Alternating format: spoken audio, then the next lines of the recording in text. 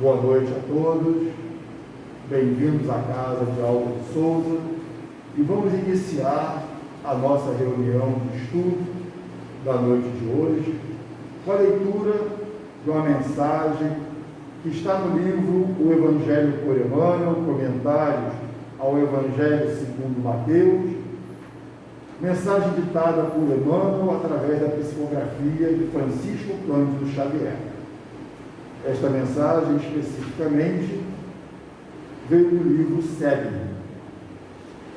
O passe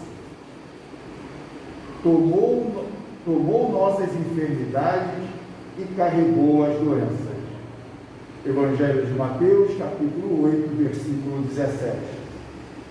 Meu amigo, o passe é transfusão de energias físico-psíquicas, operação de boa vontade, dentro da qual o companheiro do bem serve de si mesmo em teu benefício. Se a moléstia, a tristeza e a amargura são remanescentes de nossas imperfeições, enganos e excessos, importa considerar que no serviço do passe as tuas melhoras resultam da troca de elementos vivos e atuantes.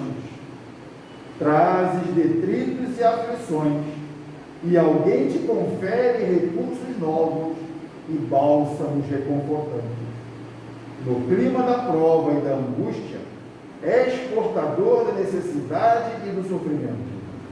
Na esfera da prece e do amor, um amigo se converte no instrumento da infinita bondade, para que recebas remédio e assistência. Ajuda o trabalho de socorro a ti mesmo, com o esforço da limpeza interna. Esquece os males que te apoquentam, desculpa as ofensas de criaturas que te não compreendem. Foge ao desânimo destrutivo e enche-te de simpatia e entendimento para com todos os que te cercam. O mal é sempre a ignorância, e a ignorância reclama perdão e auxílio para que se desfaça em favor da nossa própria tranquilidade. Se pretendes, pois, guardar as vantagens do passe, que em substância é ato sublime de fraternidade cristã, purifica o sentimento e o raciocínio, o coração e o cérebro. Ninguém deita alimento indispensável em vaso impuro. Não abuses, sobretudo, daqueles que te auxiliam. Não tomes o lugar do verdadeiro necessitado, tão só porque teus caprichos e delírios pessoais estejam feridos. O passe exprime também gastos de forças e não deves provocar o dispêndio de energias do alto com infantilidades e ninharias. Se necessitas de semelhante intervenção, recolhe-te-á boa vontade, centraliza a tua expectativa nas fontes celestes do suprimento divino, humilha-te, conservando a receptividade edificante, inflama o teu coração na confiança positiva e recordando que alguém vai arcar com o peso de tuas aflições, retifica o teu caminho, considerando igualmente o sacrifício incessante de Jesus por todos nós, porque, de conformidade com as letras sagradas, ele tomou sobre si as nossas enfermidades e levou as nossas doenças. Vamos orar. Jesus, mestre amado, mestre amigo, obrigado, Senhor, por tudo que recebemos, pelo amparo, a proteção, a orientação que nos chega, que sejamos capazes de ouvi-la e atendê-la, para que não criemos mais dificuldades para nós do que as que já temos e precisamos resolver. Ampara, mestre querido, a toda a humanidade humanidade. A humanidade que habita este orbe chamado terra. Mas em especial, Senhor, queremos te pedir por todos aqueles que têm seus nomes em nossas caixas intercessórias, encarnados e desencarnados, pelos nossos companheiros, frequentadores e trabalhadores desta casa, que possam, absorvendo a tua palavra, o teu amor, deixarem que tu leves os seus infortúnios, as suas dificuldades com ele, deixando a cada um mais leve, mais forte, mais firme, para enfrentar as dificuldades do dia a dia. E assim, Senhor, agradecidos tudo que recebemos, pedimos permissão para darmos por iniciada mais esta reunião de estudos na Casa de Alta de Souza. Em vosso nome e, sobretudo, em nome de Deus, nosso Criador e Pai. Que assim seja. Graças a Deus. Bom, então vamos iniciar a nossa reunião da noite de hoje, dia 3 de fevereiro, 20 horas, dando a palavra para a nossa querida Cláudia Barcelos, que vai falar do Evangelho, capítulo 17, item 10. O homem no mundo. Jesus te ampare, te abençoe.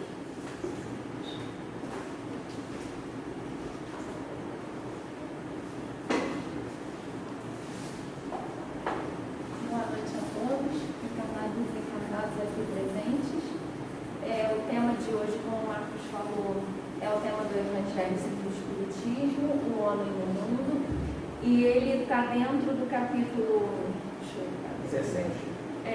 Sede Perfeitos, eu ia falar o nome. Sede Perfeitos. E é interessante, como a gente observa que o Evangelho segundo o Espiritismo, ele é organizado, como Kardec já fala para a gente lá na introdução, ele não vai seguir necessariamente a ordem do Evangelho, dos quais foram tirados aqui os textos. Ele vai seguir uma ordem necessária ao nosso melhor entendimento.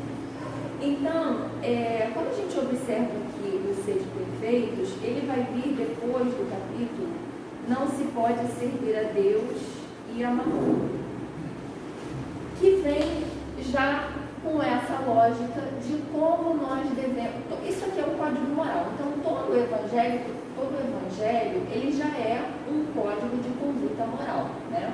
Mas dessa parte aqui, até o Sede Perfeitos, ele vem se aproximando daquela dúvida que nós temos de: se eu fizer uma coisa, será que eu estarei contrariando as leis divinas? Se eu fizer outra coisa, será que eu vou estar muito próxima ou muito distante? Vou estar fazendo mal ou vou estar fazendo bem? Então, o homem no mundo, ele é uma mensagem trazida aqui no final, a gente vê, por um espírito protetor. Então, os textos que nós lemos no Pentateuco, eles têm diferenças. Alguns textos vão ser mais, assim, eu diria, acadêmicos. Outros textos vão estar mais numa ordem como um código mesmo, que é o Livro dos Espíritos, que vem as perguntas e respostas. E essa parte do homem no mundo parece uma carta que a gente está recebendo de um amigo. Aí vocês podem até falar, mas não deixa de ser uma mensagem, não só de um amigo, como de um espírito protetor. Mas é como se a gente estivesse na nossa casa, chegasse no correio e a gente abrisse o envelope e aí estaria então essa mensagem. Então, talvez, por ser um espírito protetor, eu falo talvez porque eu não posso afirmar com certeza o que estava se passando no momento em que foi escrita a mensagem. Então, talvez, por se tratar de um espírito protetor, a primeira coisa que ele menciona nessa carta, que eu estou usando aqui esse termo carta para o nosso estudo, ele vai falar do sentimento de piedade. E o sentimento, de piedade, quando a gente fala assim, piedade, a gente pensa em misericórdia. Mas, procurando a definição de piedade, também aparece a palavra devoção. Então, quando nós lemos aqui que um sentimento de piedade deve sempre animar o coração dos que se reúnem sob as vistas do Senhor e imploram a assistência dos bons espíritos, quando a gente lê esse trecho, a gente pensa que nós temos que ter essa piedade que é a misericórdia, porque precisamos ter misericórdia conosco, precisamos ter misericórdia com os que nos cercam, encarnados e desencarnados, e precisamos também que os outros tenham misericórdia de nós também. Então, ele já chama atenção para esse sentimento de piedade. E se a gente seguir na linha do significado da devoção, também vai caber, porque nós precisamos estar sempre devotos, precisamos estar sempre entregando a Deus todas as nossas ações, como a gente vai ver aqui mais à frente, para que nós consigamos ser atendidos ou melhor atendidos por essa espiritualidade a quem nós estamos pedindo aqui, a assistência dos bons espíritos. E depois, como se ele desse assim, um passo a passo para como a gente conseguir ser atendido de uma melhor forma, ele então fala: purificai, pois, os vossos corações, não consentais que nele demore qualquer pensamento mundano ou fútil. Ou seja, nós temos que estar constantemente, isso é uma coisa muito falada aqui nos nossos estudos, nas reuniões, que nós temos que cuidar do nosso pensamento, porque afinal de contas, se ele vai falar da conduta do homem no mundo, que é o que dá título ao nosso estudo, ele vai começar então a falar que você tem que praticar a piedade, tem que ter esse sentimento de piedade, mas tem que cuidar desse pensamento. Então ele continua: elevai o vosso espírito àqueles por quem chamais, a fim de que, encontrando em vós as necessárias disposições, possam lançar em profusão a semente que é preciso germinar em vossas almas e ter frutos de caridade e justiça. Então, nesse trechinho, ele fala ele usa um termo que é muito interessante, uma frase, um trechinho da frase: encontrando em vós as necessárias disposições. Então, reparem que quando nós estamos ali diante desse pedido dos espíritos benfeitores e queremos ser atendidos, eles querem nos ajudar. Porém, é preciso que nós estejamos receptivos para receber essa ajuda. Lembrando até a parábola do semeador, que a gente viu aqui, já em outro estudo. A parábola do semeador, ela fala dos tipos de solo. Entre outras coisas, ela fala dos tipos de solo, e o nosso solo tem que estar preparado para que essa semente caia e germine. Então, encontrando em vós as necessárias disposições, ele está falando disso. E é assim que funciona a nossa vida. Então, a gente chega para uma entrevista de emprego. Nós queremos um emprego e aquela pessoa que está ali na condição do dono, do chefe, do empresário, ela quer dar um emprego.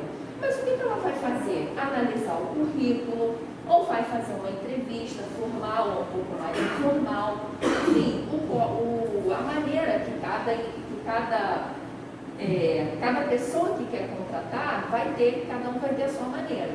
Então, ela vai verificar se esse futuro funcionário, se esse candidato a funcionário, ele tem as disposições. Se ele não tiver as disposições, ele não vai conseguir a vaga, não vai ser adequado a trabalhar nessa empresa. E assim é o que ele está falando aqui para nós. A espiritualidade vai ver se temos as necessárias disposições para quê? Para que as nossas almas possam dar frutos de caridade e justiça. Muitas vezes a espiritualidade nos concede o que nós pedimos como um próprio teste, para ver se vamos realmente fazer aquilo que nós estamos pedindo. Senhor, meu benfeitor, meu mentor, para quem a gente faz lá no momento da prece, por favor, me dá esse trabalho, me dá esse dinheiro, faz com que a pessoa melhore de vida e saia daquele problema e se cure. E aí a espiritualidade às vezes vai atender, dependendo do que ela achar que for melhor, ela vai atender. muitas vezes ela não vai atender justamente porque ela sabe que não vai dar frutos de caridade e de justiça. Na verdade, tem a chance, ela não sabe, mas assim, por conta do livre-arbítrio, né? Mas já conhecendo o histórico daquele espírito, existe uma chance de, na verdade, aquele espírito acabar aumentando o seu mérito. Então, a espiritualidade, muitas vezes, não vai conceder isso que está sendo pedido. Então, nesse primeiro momento, o espírito protetor, que é quem está assinando aqui essa mensagem no final, ele começa falando, vem construindo essa ideia, falando da piedade, falando de que como que nós temos que pedir, como que nós temos que estar com o nosso pensamento. Essa parte que ele fala do pensamento é parte do que temos que fazer para conseguirmos ser atendidos nas nossas necessidades. No segundo momento, ele vai agora como se adivinhasse uma linha de raciocínio nossa. Ele vai adivinhar, como se ele estivesse adivinhando a nossa linha de raciocínio. Ele vai falar que não é porque você está rezando, não é porque você está pedindo, não é porque você vai viver em prece que você vai ser uma pessoa mística, vai viver uma vida mística. E o que é a vida mística aqui? A vida mística seria essa vida fora da realidade. Como muitas pessoas podem optar por viver isolados, podem optar por viver só fazendo orações, só trancados em casa. Então, essa seria uma vida mística, seria uma vida fora da realidade. E ele fala isso aqui, ó, que vos conserve fora das leis da sociedade, onde estáis condenados a viver. Então, esse raciocínio que a gente está construindo aqui, de que não vamos ter uma vida mística, vamos ter que ficar, na verdade, condenados às leis da sociedade. Essa palavra condenado, ela também é interessante, por quê? Porque nós estamos acostumados a ouvir a palavra condenado quando nós cometemos um crime, uma contravenção penal, aí o pessoal do direito vai saber dividir o que é cada coisa. Mas a pessoa comete ali um crime e ela vai ser condenada a uma determinada pena, a uma determinada punição. Aqui, gente, independente da gente estar falando de uma pena ou de uma punição, a palavra condenado nos traz a ideia de que é algo que não vamos fugir. Temos que fazer, temos que passar por essa obrigação. Então, nós temos que estar nas leis de sociedade. E por que temos que estar nas leis da sociedade? Dentro dessas leis da sociedade? Porque no próprio livro dos Espíritos, Kardec vai trazer para a gente que é uma necessidade, justamente para que nós, através da convivência com espíritos diferentes, mais evoluídos ou menos evoluídos, com históricos diferentes, com experiências diferentes, é justamente através desse convívio que nós vamos evoluir e, consequentemente, que nós vamos praticar a caridade, como vamos ver aqui mais abaixo também. Depois desse trecho, o que segue até o final do capítulo é um desenvolvimento dessa ideia da prática da caridade, da prática diante desses espíritos que são tão diferentes uns dos outros, né? Então, é isso que ele vai falar nessa sequência aqui. Então, vou dar só uma paradinha para a gente ler só uma questão, que é a questão que fala da lei da sociedade, do livro dos Espíritos, é a 766, onde ele fala da necessidade da vida social. A vida social está em a natureza, então ele fala, a espiritualidade responde, certamente, Deus fez o homem para viver em sociedade. Não lhe deu inutilmente a palavra e todas as outras faculdades necessárias à vida de relação. E depois a 767, pequenininha. É contrário à lei da natureza o insulamento absoluto? Sem dúvida. A resposta não é depende, a resposta não é talvez, a resposta é sem dúvida. Pois que por instinto os homens buscam a sociedade e todos devem concorrer para progresso. auxiliando-se mutuamente.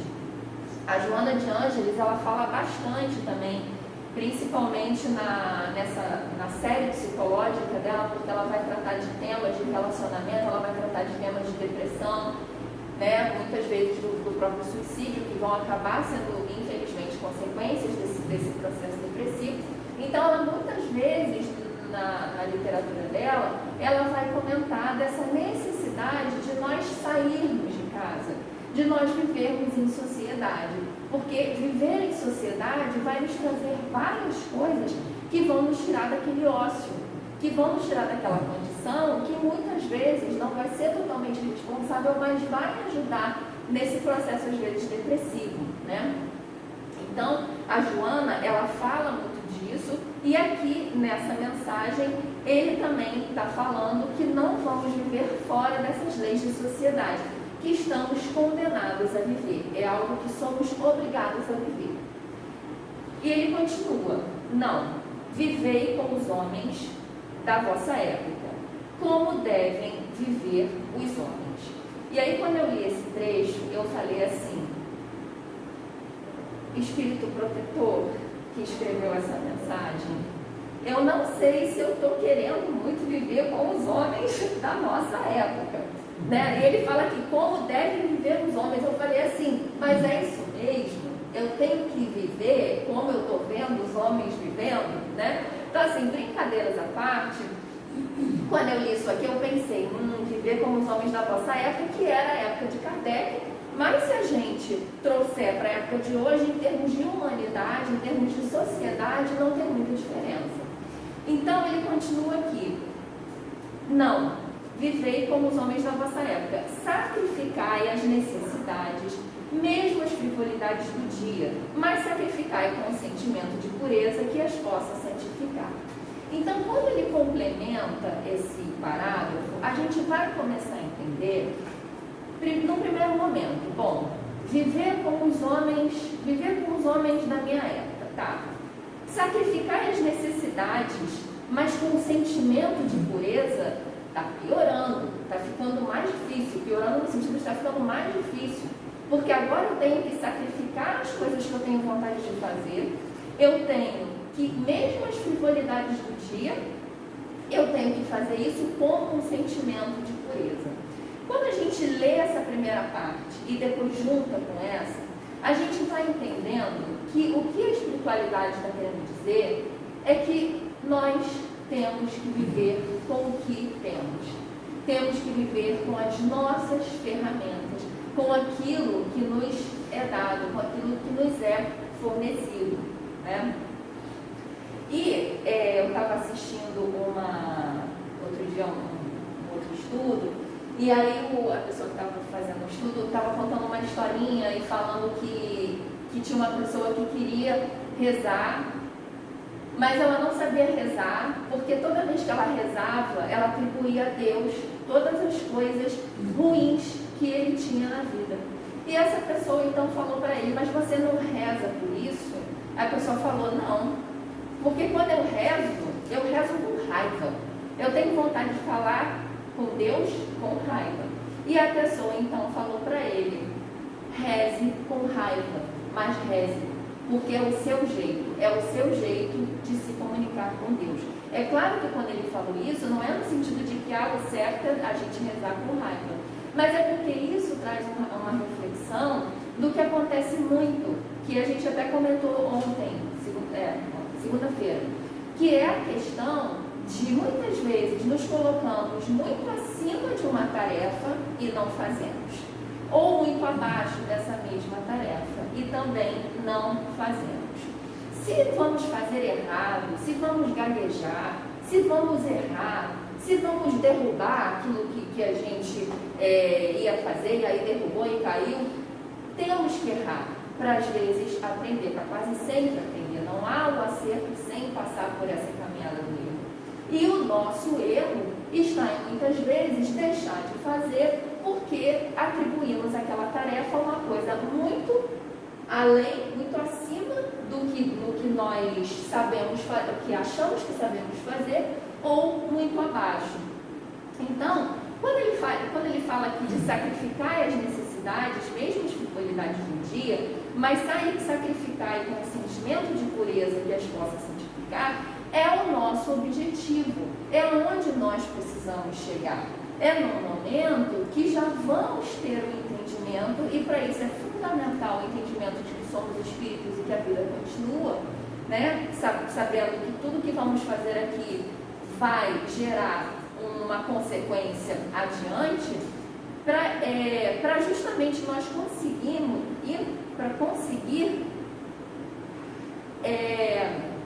não abrir mão desses prazeres e dessas frivolidades do dia com esse sentimento de pureza, porque com esse entendimento nós vamos conseguindo já abrir mão de uma coisa, e os nossos próprios prazeres, que é uma coisa que ele vai falar daqui a 2 trechinhos aqui, os nossos próprios prazeres, eles são muito primitivos ainda, porque aqui mais à frente ele vai comentar de que nós temos que repelir os nossos prazeres, mas não são quaisquer prazeres.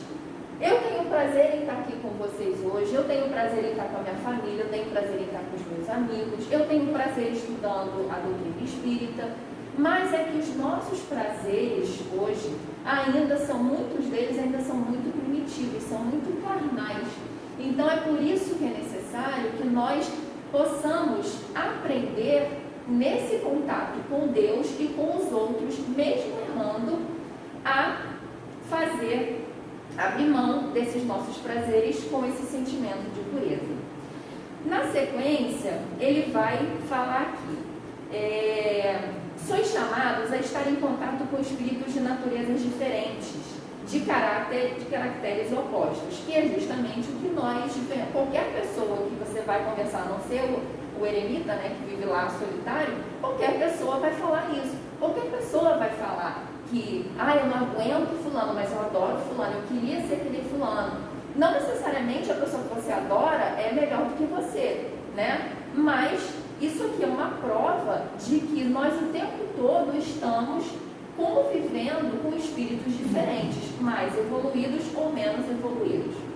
Então, ele fala o seguinte: quando você encontrar essa situação de espíritos diferenciados, ele vai falar assim: não choqueis a nenhum daqueles com quem estiverdes.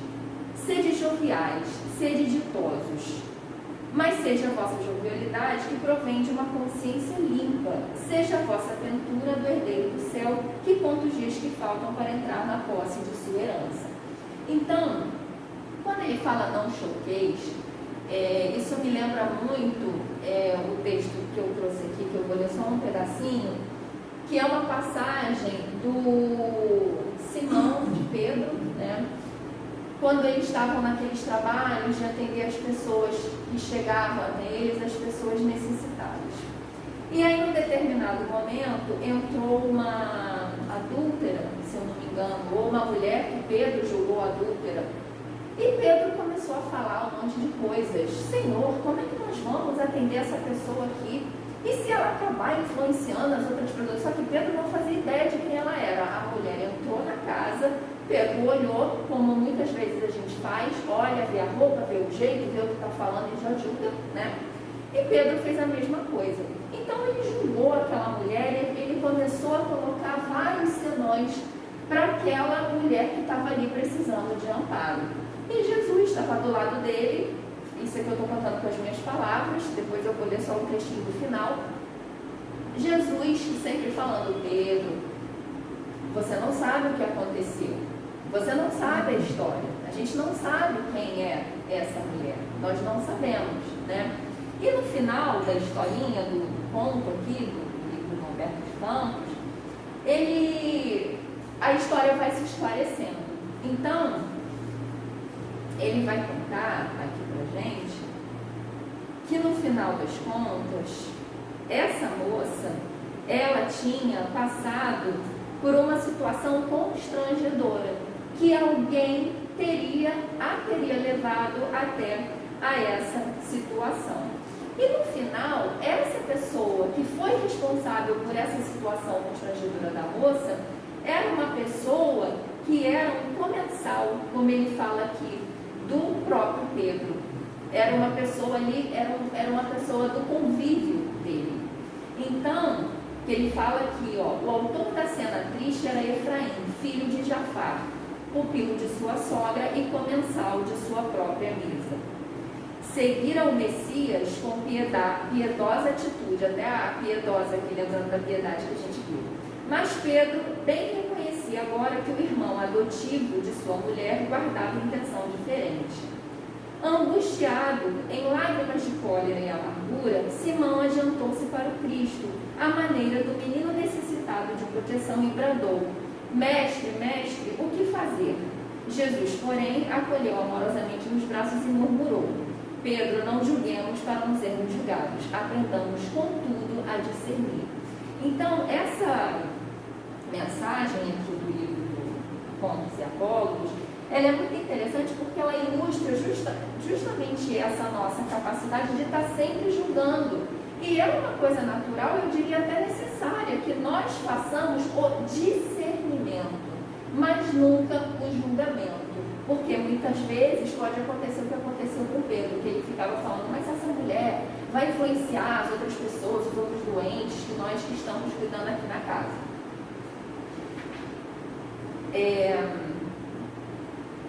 Então ele continua aqui falando: não consiste a virtude em assumir de severo e lúgubre aspecto, em repelir os prazeres que as vossas condições humanas vos permitem. Um pouquinho antes aqui do Homem no Mundo, a gente vai ler sobre a virtude. Então ele vem falando dessa virtude, e o que ele vem lembrando aqui é justamente isso. Não é virtude nenhuma nós fazermos um favor, deixar de ter um sacrifício e ficar resmungando. Então eu faço estudo lá no alto, aí eu faço estudo segunda, quarta, aí antes de sair de casa eu falo: meu Deus, não aguento mais fazer esse estudo. Porque todo dia, e é isso, e é aquilo, né? Então, não adianta, não é virtude. É o que a gente sempre fala: as pessoas não vão deixar de ser beneficiadas. Quando é o mesmo exemplo de quando nós fazemos um trabalho voluntário. Ninguém vai deixar ninguém vai ter a sua fome, deixar de ter sua fome saciada porque nós não demos o alimento como deveria dar. Mas a caridade é uma oportunidade para nós também. Então, se pudermos vir aqui fazer o estudo com esse pensamento, isso sim é uma virtude, com esse pensamento da caridade. E depois ele continua falando, como se alguém perguntasse: mas como então que eu faço isso? Como que eu posso evitar uma coisa, que eu tirar um prazer meu do dia a dia e ainda por cima ficar sorrindo, porque afinal de contas, se é um prazer, é uma coisa que eu gosto. Como é que eu vou deixar de fazer isso? E ele vem então dando aqui um recado interessante que ele usa: basta. Basta, para mim, ter uma conotação de uma coisa que é fácil. Basta reporteis todos os atos da vossa vida ao Criador que vos deu. E ele fala que toda vez que nós começarmos, ele fala começar ou acabar. Aí eu estudando, pedi licença e falei: eu preferiria começar e acabar, né? Então ele fala para quando começarmos ou acabarmos uma obra, elevar o pensamento a esse Criador e pedir a sua proteção, né? Pedir que nós tenhamos êxito ou a bênção. Então, a gente pode pensar assim: isso é complicado, porque eu estou lá no meu carro, estou na rua, estou em algum lugar e alguém me faz uma grosseria, alguém me atinge, alguém me xinga, no trânsito alguém fecha meu carro, aí eu não me aguento e xingo aquela pessoa. Mas ele está dizendo aqui que eu tenho que entregar, elevar o meu pensamento e tenho que entregar tudo para Deus, reportar a Deus. Então, será que depois que eu xingo essa pessoa, eu tenho que: Deus, estou aqui reportando essa atitude a você porque eu li no Evangelho que eu tenho que fazer isso, né? Sim e não. É interessante, porque a ideia de nós reportarmos uma coisa errada a Deus é confusa. Mas no mesmo exemplo que a gente leu do rapaz que não queria, da historinha do rapaz que não queria rezar para Deus porque ele tinha raiva, Deus está disposto, a espiritualidade está disposta a nos acolher e a nos perdoar. Quando nós entregamos as nossas ações desde o início e no final, primeiro, nós já estamos, quando fazemos desde o início, já estamos meio que avisados de que não vamos cometer uma atitude ruim. Então, se a gente acorda, vai sair de casa, naquele exemplo do carro, peguei o carro, estou dirigindo, se eu já entreguei o meu dia a Deus, se eu já entreguei o meu dia à espiritualidade amiga, muito provavelmente, na hora que eu tiver vontade de xingar essa pessoa, eu vou pensar 2 vezes. E aí você vai ter a vontade de xingar, de repente não vai fazer, e aí vai agradecer por não ter feito isso.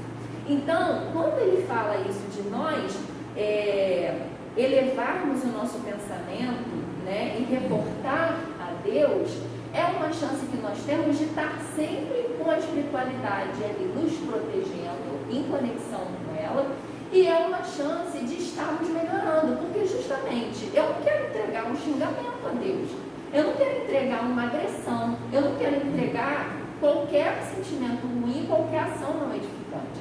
Então isso vai fazer com que eu mude o meu pensamento, com que eu vá refletindo e vá mudando o meu comportamento. No parágrafo seguinte, ele vem falando da caridade, que é uma coisa que nós já estamos falando desde o início do estudo, e agora, como ele vai se aproximando do fim, ele vai fechando o fim da mensagem. Então, ele vai fechando, como se ele fizesse um resumo. No final das contas, a perfeição toda, ele fala, como disse o Cristo, está na prática da caridade.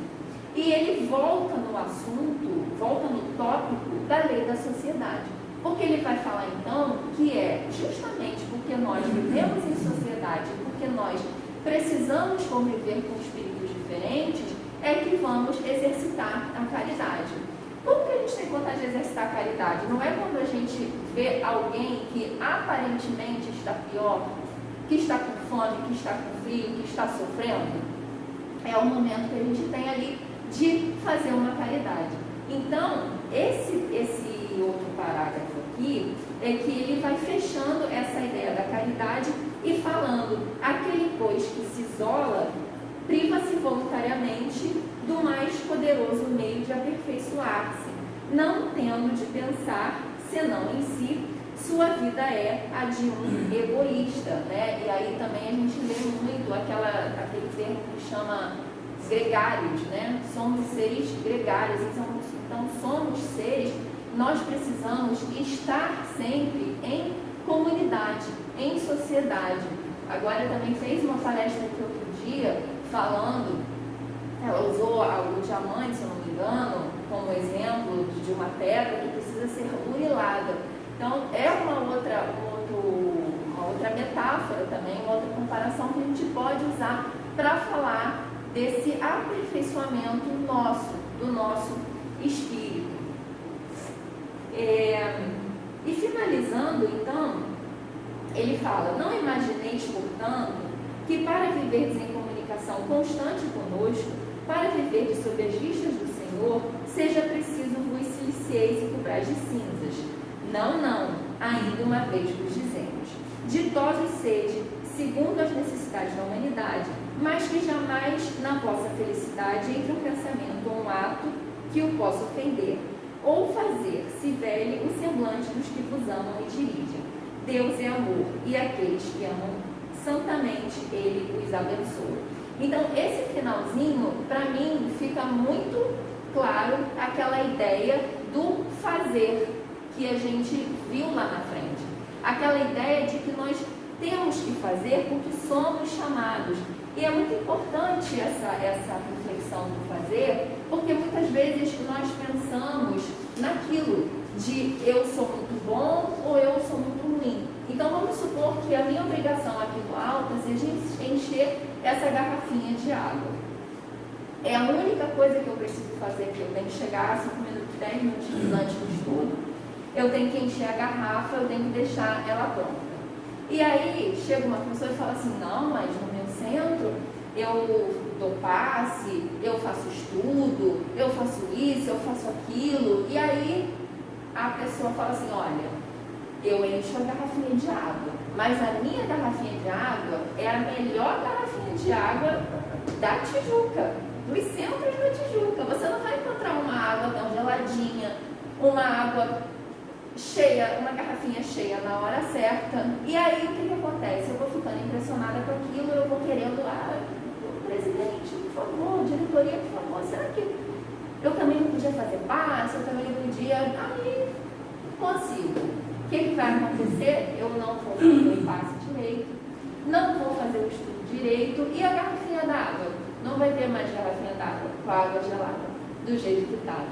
Então, aqui no livro do Pontos e Apólogos também, tem outro texto que é interessante, que é justamente disso, que é de um espírito que encarnava e ia bem, tirava 10, gabaritava. Então ele veio como lavrador, ele veio como carpinteiro, ele veio como médico. Se a gente pensar numa profissão, se a gente pensar no serviço, eu acho que ele executou nas encarnações dele. E ele veio tal, 10, gabaritou. Num determinado momento, Jesus chamou esse espírito e falou: olha, você foi tão bom aluno, minhas palavras, tá, gente? Você foi tão bom aluno, você desempenhou tão bem as suas funções, que agora você pode escolher o que você gostaria de exercitar quando você voltar na sua próxima encarnação. E ele fala: eu gostaria de ser santo, eu gostaria de estar ao seu lado, gostaria de agir mais próximo ali do Senhor, digamos assim. E aí Jesus então fala: você tem certeza? Agora vai ser diferente, porque antes você estava numa condição ali, como eu falei, de encher a garrafinha d'água, e você estava enchendo muito bem a garrafinha d'água. Agora você está querendo um pouco diferente. Ele: não, eu tenho certeza, porque eu fui muito bem em todas as situações. E aí então Jesus concede. E eu vou ler, porque aí essa parte eu acho importante ser fiel ao texto, é o finalzinho. Então ele aqui o seguinte: olha, o povo, que agora ele era santo, né? Então o povo, reconhecendo-lhe a condição, buscou-lhe em massa as bênçãos e diretrizes, bons e maus, justos e injustos, ignorantes e instruídos, jovens e velhos, exigiram-lhe sem consideração por suas necessidades naturais a saúde, o tempo, a paz e a vida, tudo, exigiram tudo dele. Na categoria de santo que ele agora estava, que ele inclusive pediu, ele não podia subtrair-se à luta, nem desesperar. E por mais que fosse rodeado de manjares e flores, ele não podia nem comer, nem dormir, nem pensar, nem se lavar. Devia dar sem reclamação, como a gente viu aqui, que é abrir mão dos prazeres, abrir mão das frivolidades com um sorriso no rosto, né? Então, deveria, sem reclamação, dar as próprias forças à maneira da vela, mantendo a chama por duas pontas. Não valiam escusas, lágrimas, cansaço e serviço feito. O povo exigia sempre. Somos nós aqui, né? Nesse início que a gente está aqui, ó, que ele fala, somos nós o tempo todo rogando pela assistência dos bons espíritos. E aí, para terminar, ele fala assim: depois de 2 anos de amargosa batalha espiritual, então a gente vai percebendo que não foi bem o que ele esperava, né? Atormentado e desgostoso, ficou frustrado com aquilo que ele achava que ia ser, dirigiu-se em preces ao Senhor e alegou que a capa de santo, que é o nome desse trecho, desse ponto, era por demais espinhosa e pesava excessivamente. Então o mestre, reparando o pranto sincero, explicou: olvidaste que até agora agiste no comando. Na posição de carpinteiro, ele agora vai até fazer um resuminho de tudo que ele fez, né? Na posição de carpinteiro, modelavas a madeira. Lavrador, determinavas o solo. Médico, ordenavas aos enfermos. Filósofo, arregimentava ideias. Músico, tangias o instrumento. Escultor, cinzelavas a pedra. Escritor, dispunha sobre as letras. Ele vai falando de tudo que ele foi e fez muito bem ali, tudo mais. Sempre te emprestei autoridade e recurso para os trabalhos de determinação. Para envergares a capa de santo, porém, é necessário aprender e servir. Essa parte é maravilhosa. A fim de alcançares esse glorioso fim, será de hora em diante modelado, brunido, aprimorado e educado pela vida. e no finalzinho ele fala: o mestre sorria, complacente e bondoso, o discípulo em pranto, mas reconfortado esperava novas ordenações para ingressar no precioso curso da obediência. Então, esse texto, ele traz para a gente uma ilustração dessa ideia do fazer. Nós precisamos fazer, se no início vai ser tropeçando, vai ser com raiva, não vou saber direito, mas precisamos fazer. E também essa reflexão de como é difícil servir. Porque muitas vezes nós achamos que estar numa posição de comando é mais fácil. Só que a posição de comando, ela traz responsabilidade, a não ser que a pessoa seja assim um irresponsável. A não ser que a pessoa ela só queira ali o status, né, do comando, o status da liderança. Até, né, quando a gente estuda administração, nessas coisas, eles falam: uma coisa é ser líder e outra coisa é ser chefe. Muito por conta disso, né? Então, é muito mais difícil servir. Muito mais difícil. Então, depois de ler esse texto, aí a gente fecha, então, o estudo ficando nessa mensagem. Porque é a conduta do homem no mundo. Qual é a conduta no mundo? Ter piedade, ter caridade, viver em sociedade, tudo rimando, né? Mas, principalmente, reconhecendo a nossa condição de homem no mundo. Então, se somos homem no mundo, né, como tem até uma frase nos evangelhos, não sou do mundo, mas estou no mundo, é justamente isso. Nós vamos retornar à nossa pátria espiritual, mas por hora temos que viver com os homens. Temos mesmo que enfrentar as nossas diferenças, os nossos desafetos, né? Com muita fé, com muito amor, com muita caridade. Porque sabemos que enquanto nós estamos achando que estamos ajudando o outro, estamos nos ajudando. Enquanto nós achamos que estamos numa condição de acima, na verdade nós estamos fazendo bem o nosso serviço, que é servir. É isso, pessoal. Obrigada. Agradecemos a Cláudia, o estudo que ela conduziu sobre o homem no mundo. E vamos então agora passar a segunda fase da nossa reunião, passe coletivo.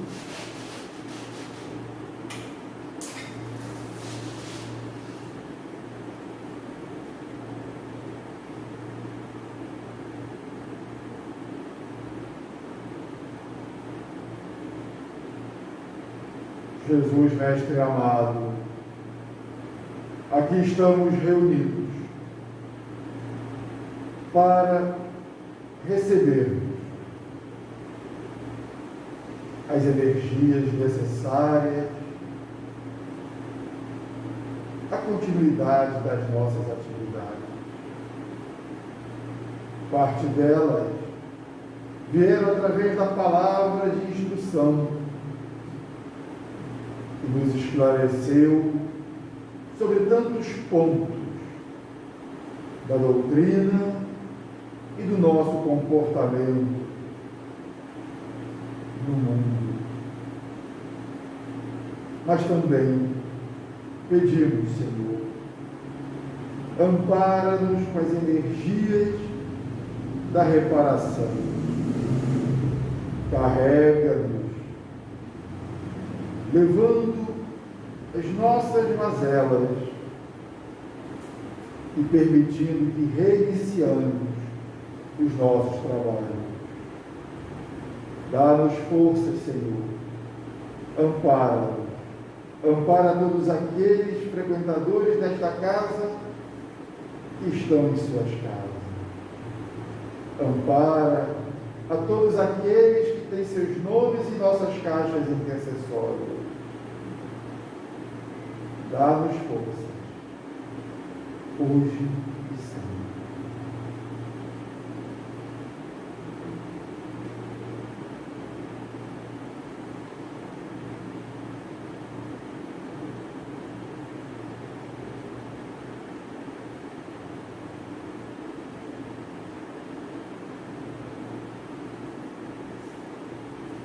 Que assim seja. Graças a Deus. Bom, avisos. Bom, primeiro, voltamos às reuniões presenciais hoje. Poucas pessoas, como foi ao longo do segundo semestre do ano passado, mas estamos aqui presentes, colaborando com a espiritualidade, no trabalho de atendimento a todos aqueles que necessitam. Já tivemos reunião na segunda-feira, 3h da tarde, estamos tendo hoje, e a nossa próxima reunião será sexta-feira, às 7h, estudo do livro Ação e Reação de André Luiz, onde estamos no início do capítulo 18, e depois, às 8h, o estudo será do livro O Espírito da Verdade, o tema será Deus te abençoe, e o expositor Sérgio Daemon. Na próxima quarta-feira, tanto o estudo das 7 quanto das 8 será do Sérgio Daemon também. O das 7 continuando no capítulo 6 de A Gênese, uranografia geral, o tema vai ser a matéria, e às 8h, Livro dos Espíritos, conclusão número 1, seguindo aí o nosso estudo do Livro dos Espíritos. Agradecidos a todos, encarnados e desencarnados, pela presença, queremos pedir a Eliane que seja intérprete dos nossos agradecimentos.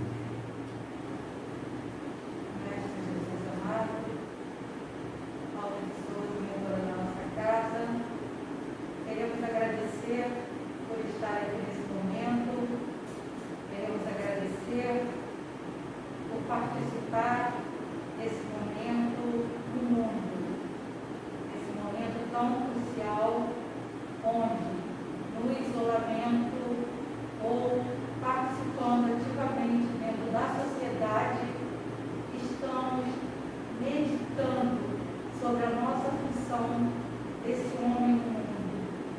Que homem é esse? Quem somos nós nesse momento? Como prosseguiremos a nossa caminhada? Por que agora paramos? Por que agora temos que refletir quem somos? Da onde viemos? Para onde vamos? Como escolher esse caminho dentro do isolamento? Como escolher esse caminho dentro de um quadro de doença?